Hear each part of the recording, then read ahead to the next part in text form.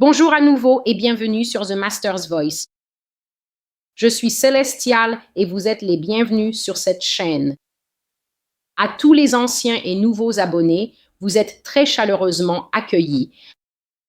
Veuillez vérifier le menu à 3 points en haut ou regarder en bas jusqu'à voir une roue ou une petite icône d'engrenage. Cliquez dessus. Cliquez sur les mots haute qualité ou avancé. Puis augmentez la qualité de la vidéo à 720 ou 1090p. Il devrait également y avoir des sous-titres disponibles, je pense, dans le menu en haut. Et si vous êtes sur un ordinateur de bureau ou une tablette, au moins. Vous pouvez chercher parmi les nombreuses langues désormais proposées par YouTube et trouver la vôtre afin d'obtenir au moins des sous-titres traduits dans votre langue. Aujourd'hui, je poursuis la série appelée la série du péché. La première série que j'ai réalisée sur The Master's Voice était la série Russie et Chine, où nous parcourions les paroles prophétiques que le Seigneur m'a données, ici, à cette fin. Le blog de prophétie des temps de la fin concernant l'époque où la Chine et la Russie s'élèveront en puissance et empiéteront essentiellement sur la souveraineté des États-Unis. D'abord sur la scène internationale. Avant de finalement venir avec agressivité et avec des armes très puissantes que le Seigneur a révélées, ces nations possèdent à l'insu de l'Amérique. Elles viendront ici, il y aura la guerre ici et les États-Unis ne seront pas victorieux. La série qui a suivi était la série sur l'Amérique et cette série a duré, je crois, environ 4 ou 5 mois où je parcourais les prophéties que Dieu m'a données, montrant quel est le véritable cœur de l'Amérique. Il y a beaucoup de gens aux États-Unis et il y a des gens en dehors des États-Unis qui ne savent pas vraiment à quoi ressemble ce pays, que les États-Unis ont une face cachée qui la rend extrêmement antagoniste envers le Seigneur Jésus-Christ. Le Seigneur a révélé à travers la série sur l'Amérique que l'Amérique est Babylone la mystérieuse. Babylone la mystérieuse est la nation des temps de la fin dont il est question dans le livre de l'Apocalypse. La nation coupable de prostitution, la nation coupable de perversion, la nation coupable de souiller toutes les autres nations et de les égarer, de les pousser à adopter une attitude de défi envers Dieu. Les nations qui ne veulent pas obéir, dit le Seigneur, ont été empoisonnées par ce qui était autrefois la coupe d'or, qui était tenue dans la main de Babylone. Et ainsi, le Seigneur dit qu'il a rejeté les États-Unis et qu'il a prononcé un jugement qui ne sera pas annulé. Donc, à la fin de la série sur l'Amérique, la série que le Seigneur m'a ensuite demandé de commencer est la série sur le péché. Et c'est la série dans laquelle je me trouve actuellement. Les différentes séries servent simplement à vous faciliter la tâche en tant que visiteur de la voix du Maître pour pouvoir naviguer à travers les différents types de paroles prophétiques que le Seigneur apporte ici. Veuillez comprendre qu'il ne s'agit pas d'un blog où moi, Célestial, je partage mes opinions. Je ne partage pas de conjectures et je n'essaie pas non plus d'instaurer une quelconque ambiance de salle de classe ici. Je lis à voix haute les paroles prophétiques en temps réel que j'ai reçues du Seigneur. C'est pourquoi je demande toujours que lorsque vous entendez ces prophéties, vous en fassiez une priorité. De visiter le blog. Toutes les informations concernant ce ministère et l'emplacement du blog se trouvent toujours dans la boîte de description ci-dessous.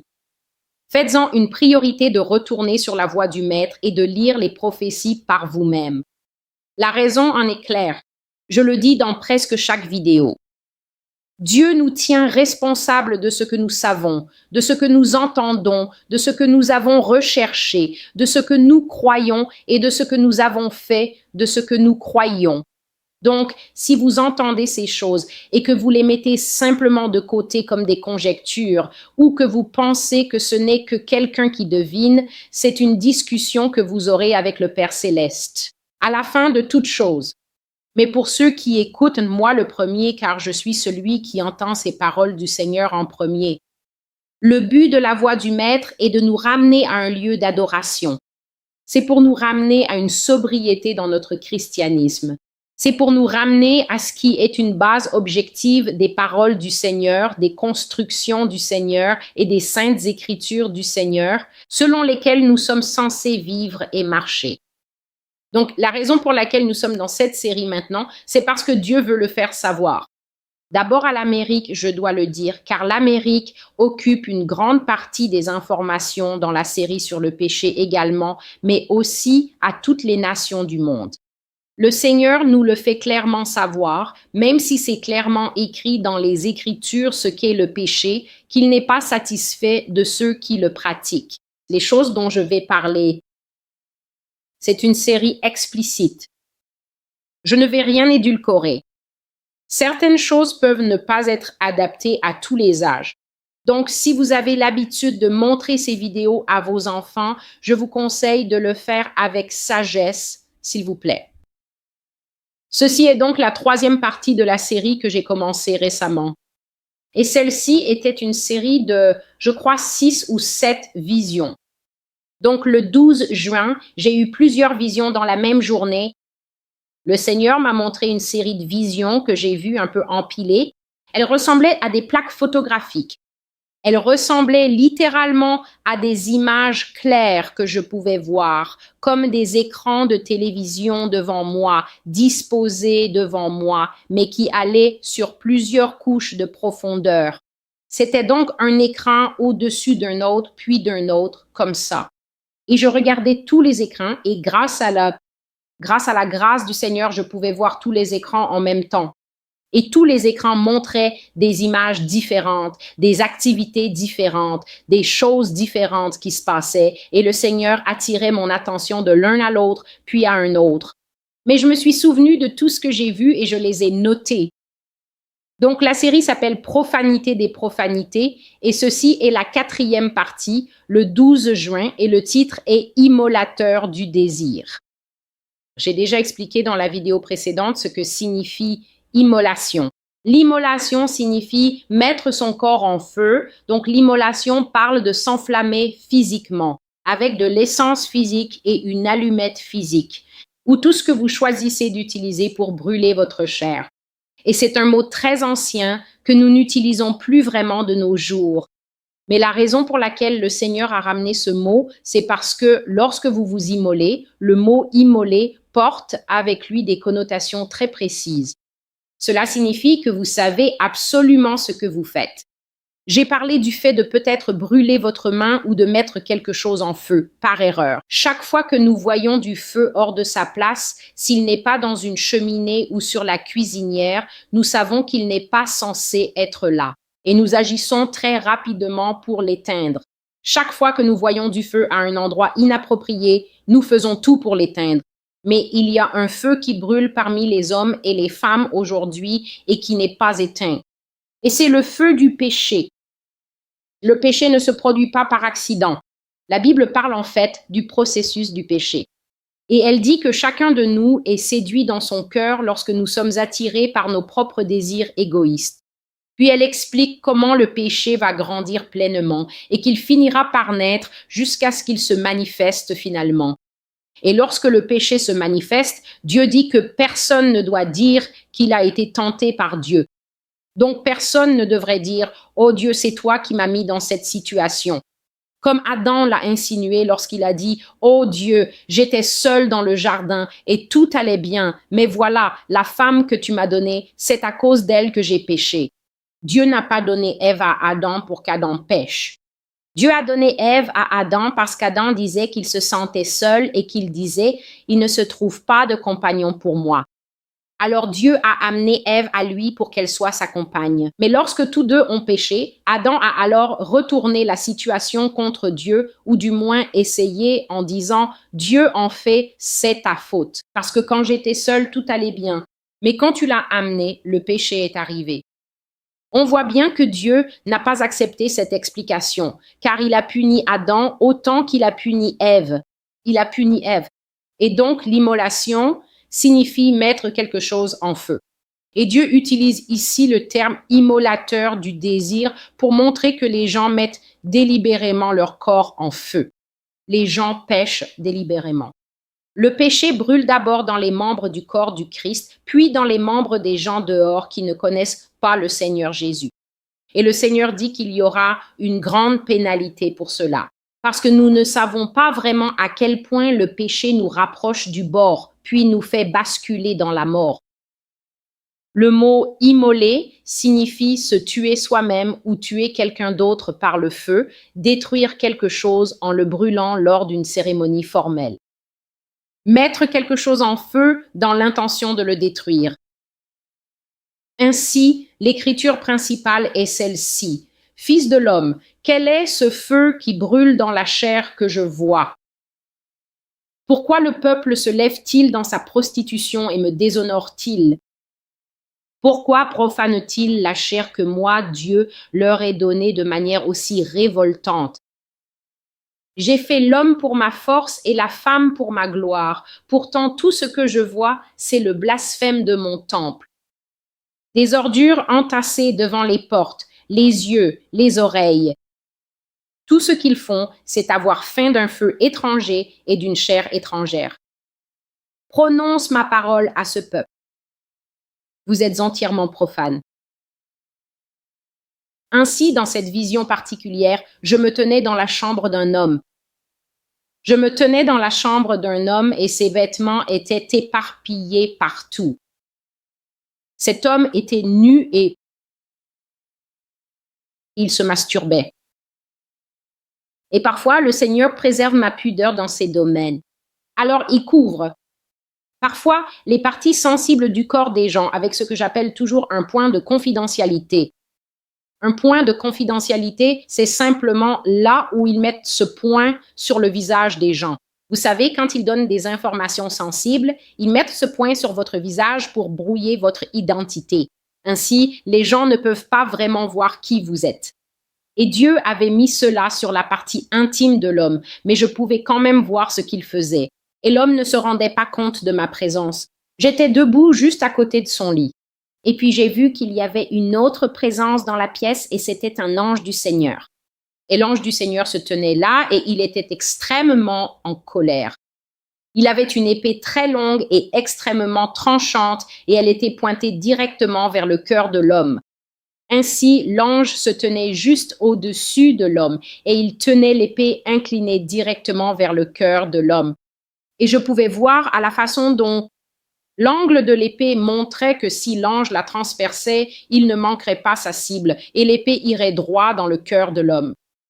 Donc, je ne pouvais rien faire. Et c'était une situation très tendue parce que j'étais là, mais sans vraiment y être. Je ne pouvais rien dire et de toute façon, je n'aurais pas osé dire quoi que ce soit. Et une lumière bleu vif est apparue dans un coin de la chambre de l'homme. Donc, si vous imaginez ceci comme la chambre de l'homme, je dirais là-haut dans ce coin. Une lumière bleue est apparue et c'était une main faisant le geste classique d'arrêt. Donc, la main est apparue dans le geste classique d'arrêt et c'était une très grande main. Et quand l'ange a vu la main, il s'est arrêté, c'est-à-dire qu'il n'a pas avancé pour enfoncer son épée dans le cœur de l'homme. Et je pouvais voir que l'ange était extrêmement tendu et je voyais qu'il était extrêmement en colère. Vous savez, quand un homme est en colère, tout son corps est tendu et musclé, prêt à passer à l'action. Et cet ange était dans cette posture, mais il ne bougeait pas à cause de la main qui lui avait ordonné de s'arrêter. Et je pouvais ressentir les émotions de l'ange. Et l'ange était rempli de beaucoup de colère, mais aussi d'une forte trahison. Et tant que l'homme continuait à se masturber dans la pièce, la main restait dans le coin supérieur de sa chambre et elle y restait, faisant le signal d'arrêt. Et elle ne bougea pas jusqu'à ce que l'homme ait terminé. Alors quand l'homme eut fini, la main disparut. Et l'ange rengaina aussi son épée. Et il disparut. Et j'étais le seul à rester là. Et ensuite, le Seigneur m'a aussi retiré. Et voici ce que le Père a dit. C'est le péché du feu étranger. Toucher son propre corps afin d'attiser des désirs, des faims et des envies que tu n'étais jamais censé enflammer en toi-même. Une fois que tu as commencé cela, il n'y a pas d'autre remède que de finir par te satisfaire toi-même parce que tu es seul. Le corps est le temple du Seigneur. Il n'a jamais été destiné à être utilisé comme un moteur à démarrage automatique pour cette raison, dit le Seigneur. Un homme quittera son père et sa mère et s'attachera à sa femme, et les deux deviendront une seule chair. Et cela se trouve dans Genèse 2, verset 24. L'Écriture dit, les deux deviendront un, et non pas l'un deviendra un.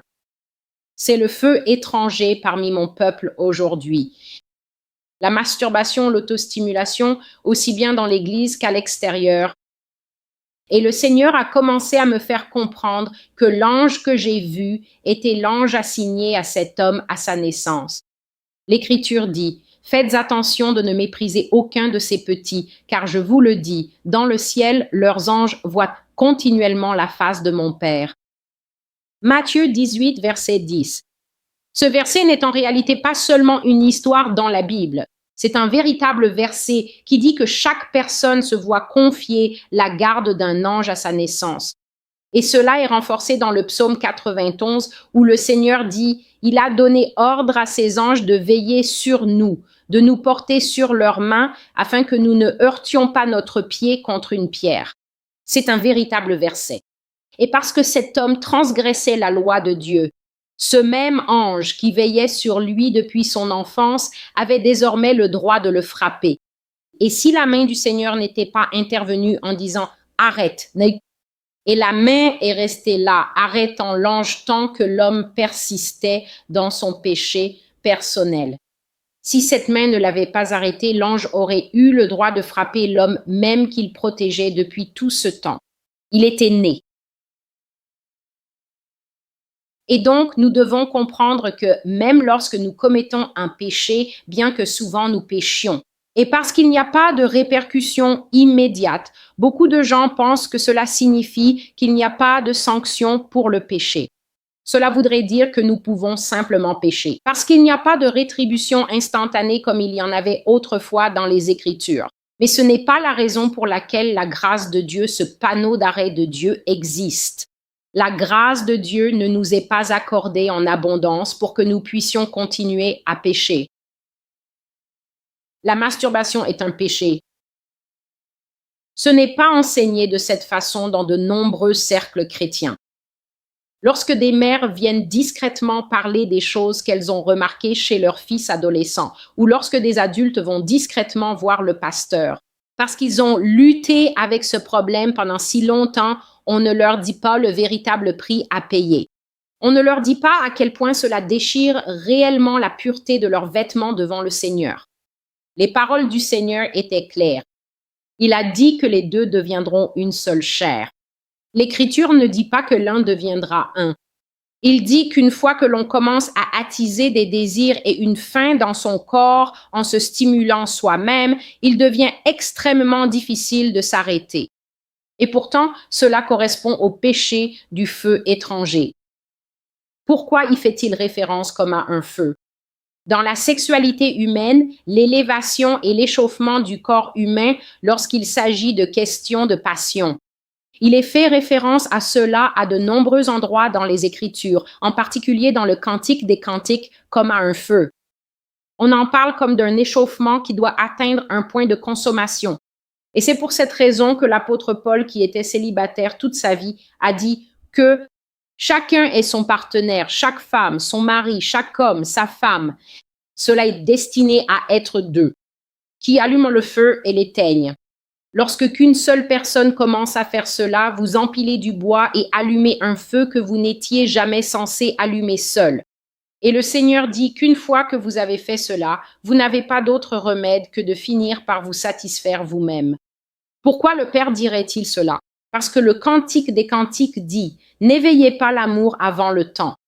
Si vous allumez des feux en vous-même et que vous êtes seul, que ce soit en regardant de la pornographie ou par l'autostimulation, cela ne vous laisse pas d'autre choix que de terminer ce que vous avez commencé. Parce que vous n'êtes pas capable de vous arrêter à mi-chemin. Et le Seigneur dit que c'est ce feu étranger qui brûle dans les membres du corps du Christ et cela doit prendre fin. Le clergé, les pasteurs, les responsables, les diacres, les mentors, les ministres n'avertissent pas le public en particulier dans la maison de Dieu, des dangers de cela, ni de la façon dont cela attire des entités démoniaques. Les entités démoniaques se nourrissent des énergies qui émanent du corps humain lorsqu'il est engagé dans une activité sexuelle. À l'Église, nous agissons comme si nous étions faits de pâte à modeler au lieu de chair. Et tant de personnes luttent avec ces choses en privé parce qu'on ne leur dit pas le véritable prix à payer, que Dieu ne lèvera pas toujours la main pour vous protéger, et qu'il est possible que l'ange dans votre vie vous frappe, ou pire encore, que l'activité démoniaque s'attache à vous. Et alors, vous commencez à attirer des esprits démoniaques qui vous attaquent et vous tourmentent le soir, ou qui vous attaquent et vous tourmentent dans vos rêves, et vous devenez leur proie, vous leur êtes soumis, vous perdez votre puissance et votre autorité en tant qu'enfant de Dieu, et vous n'êtes pas capable de vous en échapper, ou même payer le prix fort pour le feu que vous avez allumé. C'est pourquoi le Seigneur appelle cette prophétie les émulateurs du désir. Vous allumez un feu que vous ne pouvez pas contenir, vous déclenchez une conflagration, c'est-à-dire un immense incendie que vous n'êtes pas capable d'éteindre, et très vite vous devenez esclave d'une habitude que vous ne pouvez pas briser. Et c'est là que le joug du péché commence à tirer et à vous étrangler au cou. La prochaine chose que le Seigneur a dite, c'est de leur dire d'arrêter de regarder de la pornographie, d'arrêter de regarder des images qui enflamment leur portail. Ces images les mettent en sur-régime. Et à partir de là, il est possible de redescendre sans péché. La pornographie est de la sorcellerie. C'est un sort qui vous est jeté à partir d'une image lointaine. Ce sort est jeté sur votre corps. Et une fois qu'il est jeté, même si vous luttez et vous débattez dans ces filets, vous ne pouvez pas vous en libérer, à moins que moi, le Seigneur, ne vous donne le pouvoir de le faire. La pornographie est un démon aux multiples tentacules. Une fois que vous avez brisé un ou deux bras, d'autres vous étreindront jusqu'à ce que votre temple soit étouffé et souillé par des images dont vous ne pouvez pas vous échapper. Ces images vont établir un camp dans votre esprit et elles chasseront le salut que je vous ai donné avec le casque pour vous protéger. Arrêtez de regarder.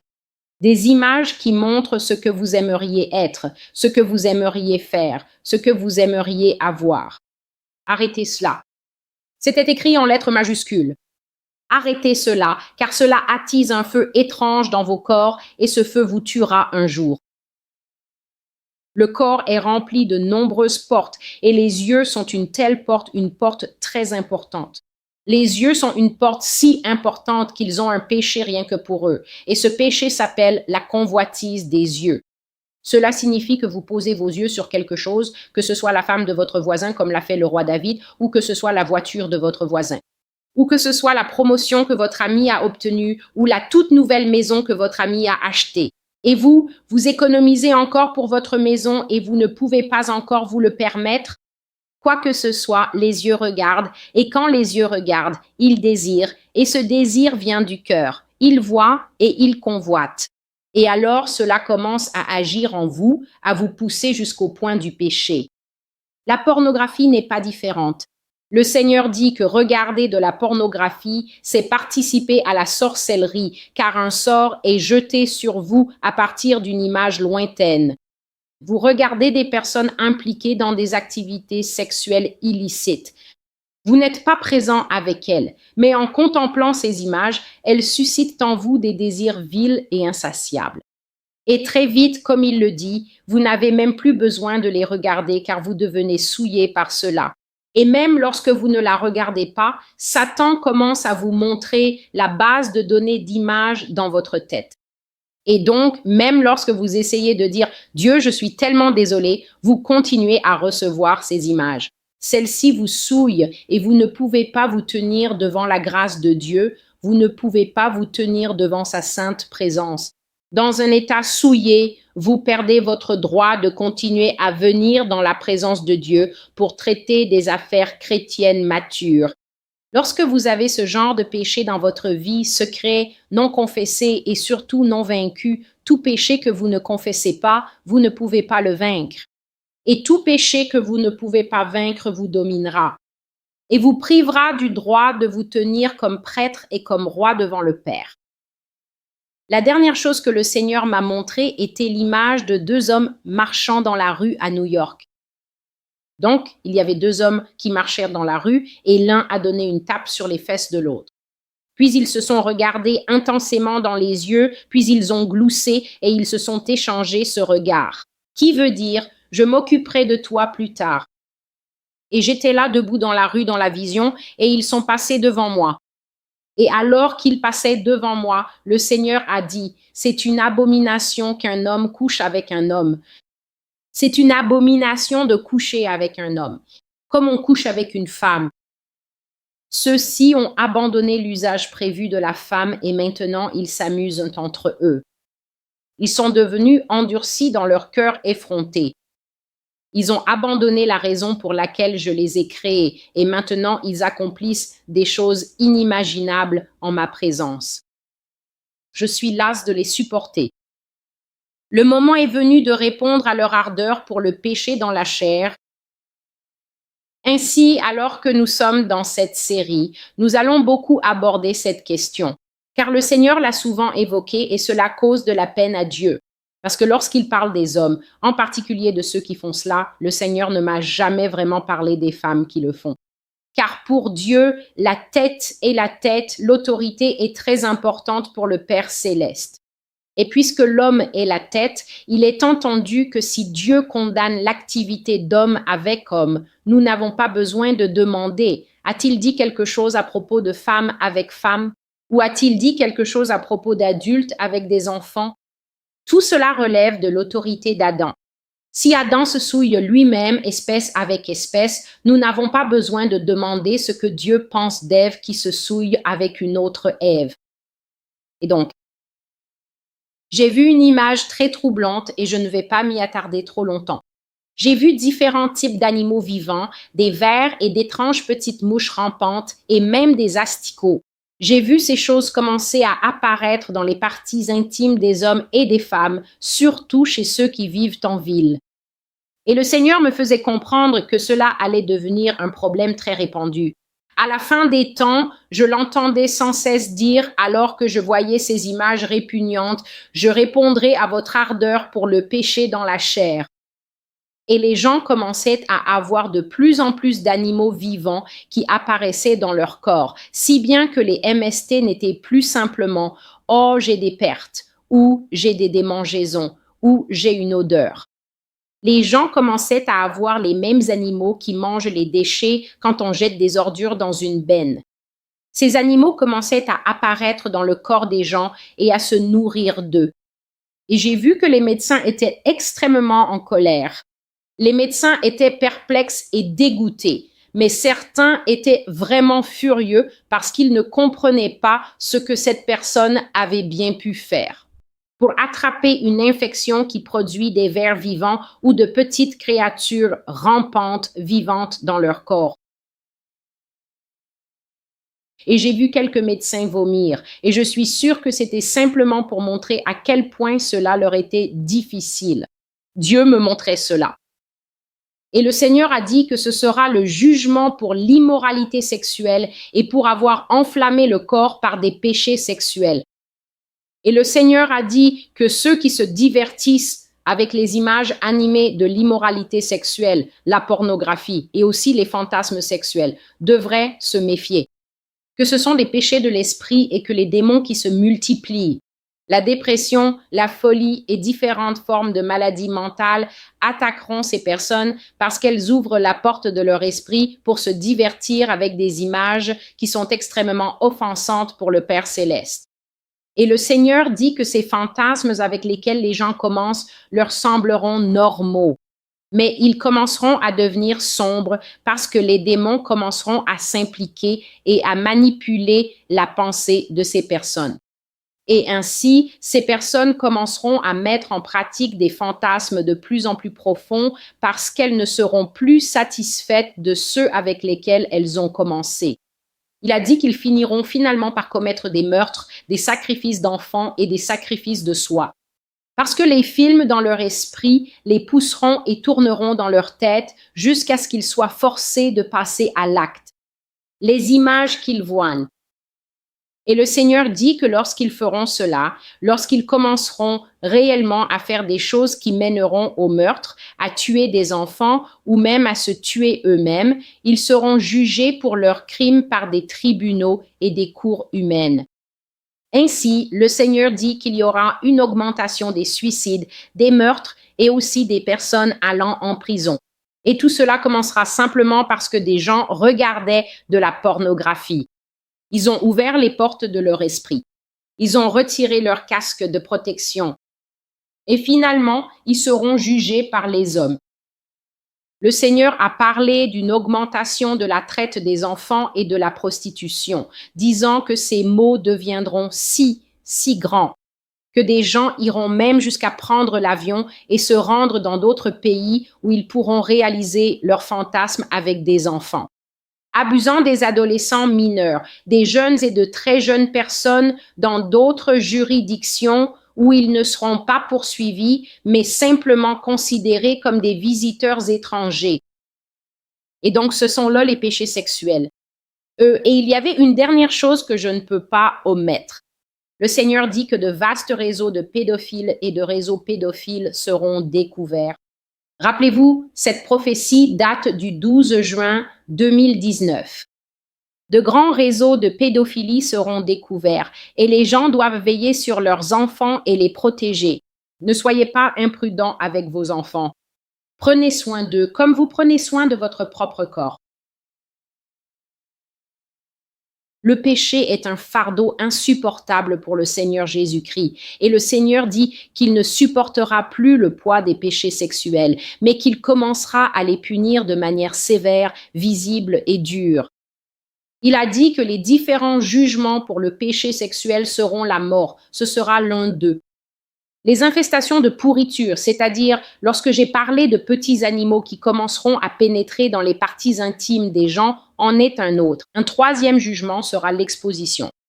Vous serez nommés et les choses que vous avez faites seront proclamées haut et fort devant le monde entier, même devant les enfants. Dieu s'assurera que vos indiscrétions sexuelles soient révélées. Et vous serez nommés et marqués afin que vous soyez connus et que vous n'ayez nulle part où vous cacher. Pensez à cet homme qui était le médecin de la gymnastique. Je crois que son nom est Dr. Lazare.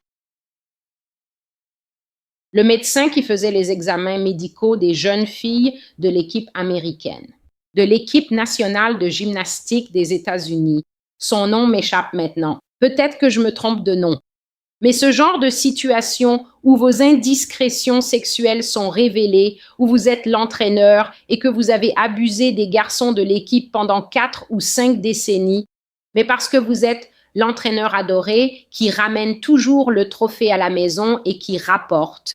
Les victoires de l'équipe de football. Les garçons ne parlent jamais, ils ne portent jamais plainte. Et ils partent en tant que jeunes hommes brisés, dont certains ne peuvent pas le supporter. Certains se suicident plus tard, d'autres deviennent pédophiles, ou certains commencent à adopter des comportements très violents lorsqu'ils entament d'autres relations sexuelles.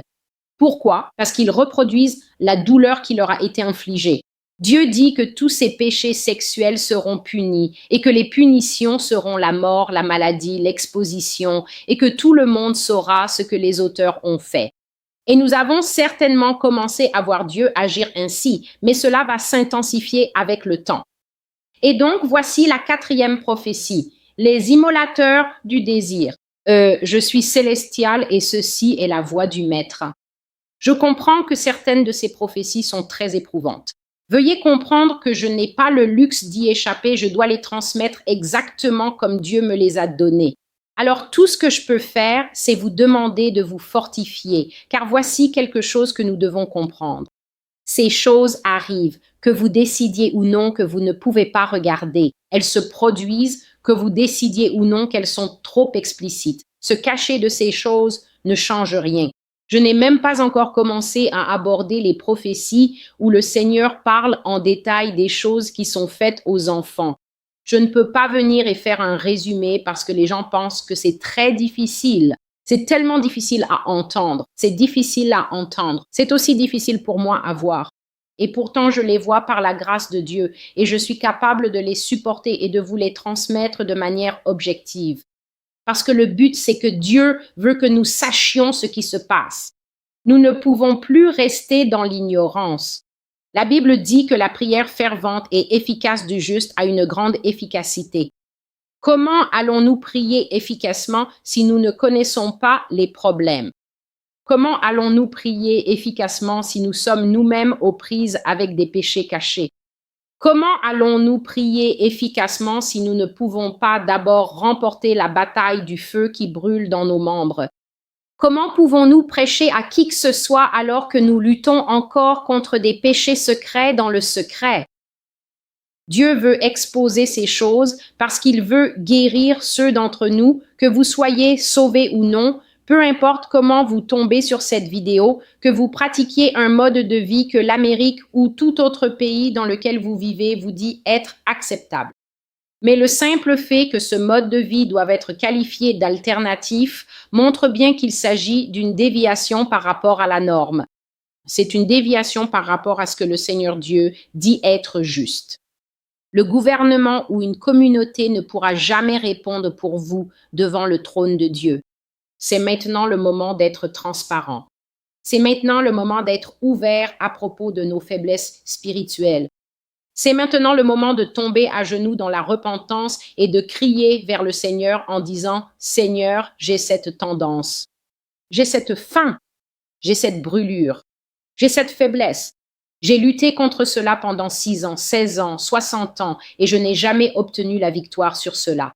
Mais maintenant, j'ai entendu la vérité des Écritures et je ne veux pas être exclu de ta sainte présence. Je ne veux pas être rejeté loin de ta pure position, de ta pure personne au dernier jour. Aide-moi, Saint-Esprit. Je confesse que je suis coupable. Je ne vais pas me cacher derrière un quelconque discours de style de vie alternatif. Car lorsque je me tiendrai devant toi, toutes mes excuses seront arrachées et je n'aurai nulle part où me cacher. Aide-moi, Jésus. C'est ce genre de cri du cœur. C'est ce genre de contrition sincère qui rend une grande puissance disponible. C'est cela, la prière efficace.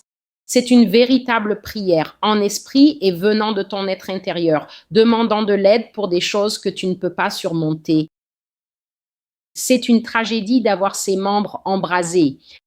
Parce que Jésus a dit qu'à cause d'un œil qui s'égare ou d'une main qui ne se comporte pas, tout le corps, toute la création glorieuse que toi et moi sommes peut être jeté dans les temps de feu. Ne laisse pas cela être ton destin. Si tu rencontres un problème dans l'un de ces domaines, c'est vers Dieu que tu dois crier.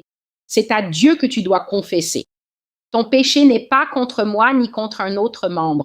Il est d'abord contre toi-même et il est contre le Père, par-dessus tout. Ta contrition, ta confession doit venir du cœur adressé à Jésus.